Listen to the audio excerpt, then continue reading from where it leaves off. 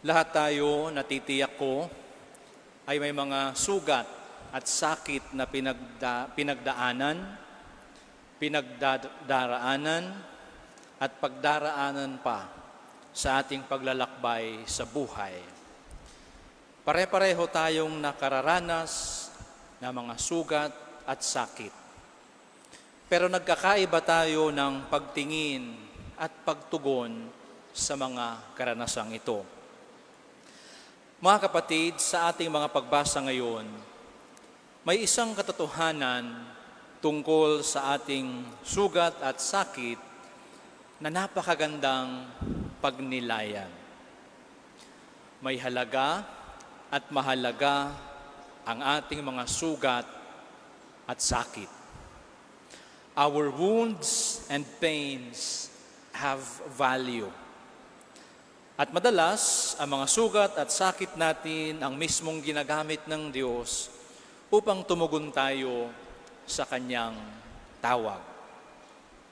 Pagnilayan natin ang kahalagahan ng mga sugat, sakit na ating pinagdaraanan sa buhay.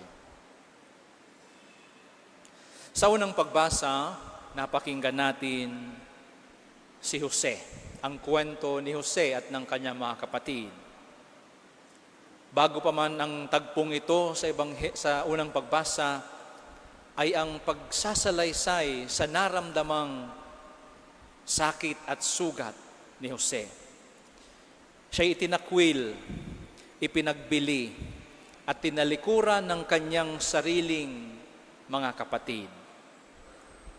Kaya nga kung ating babalikan ang ating napakinggang muling pagtatagpo ni Jose at ng kanyang mga kapatid, si Jose ay umiyak dahil sa karanasang ito. Pero sa halip na hayaan ang kanyang sugat na maging dahilan ng galit o paghihiganti, hinayaan niyang ito'y gamitin ng Diyos upang maging daan ng kaligtasan, hindi lang para sa kanyang pamilya, kundi para sa bayan. Hindi niya ikinaila ang hirap at sakit, pero pinili niyang magmahal pa rin sa kabila ng pait. He allowed his pain to be an opportunity for grace.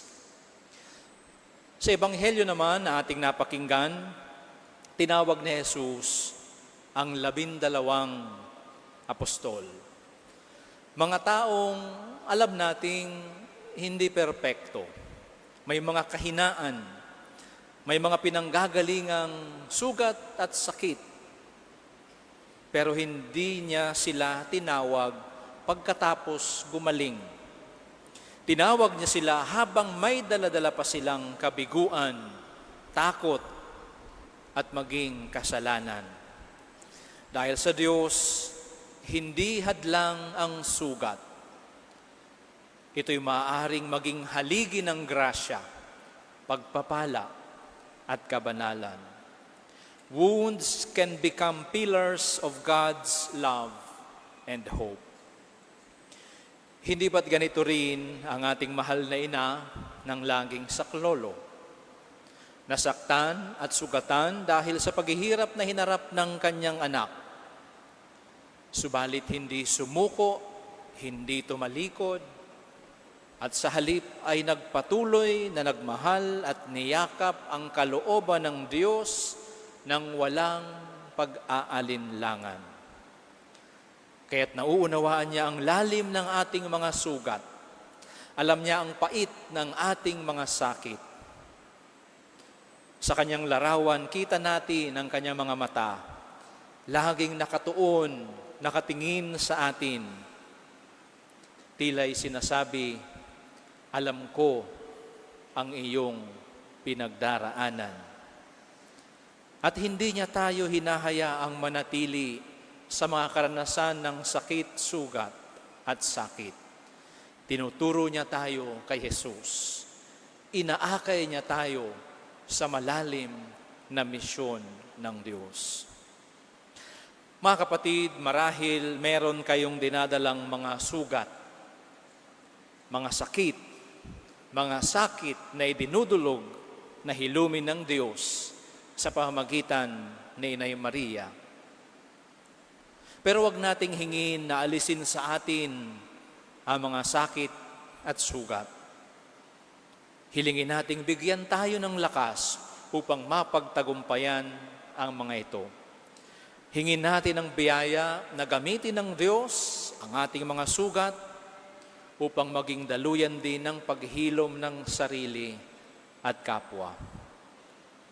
Alalahanin natin na ang mga sugat natin ngayon, ang pait ng kabiguan, ang pakiramdam ng iniwan, ang mga takot at alinlangan, ang mga kahinaan at pagkukulang. Ang lahat ng mga ito ay siyang gagamitin ng Diyos upang palalimin ang ating pananampalataya, upang makapaglingkod din tayo sa ating kapwa. Kung paanong si Jose ay ginamit ng Diyos mula sa kanyang sugat, kung paano ang mga apostol ay tinawag at sinugo kahit may kahinaan,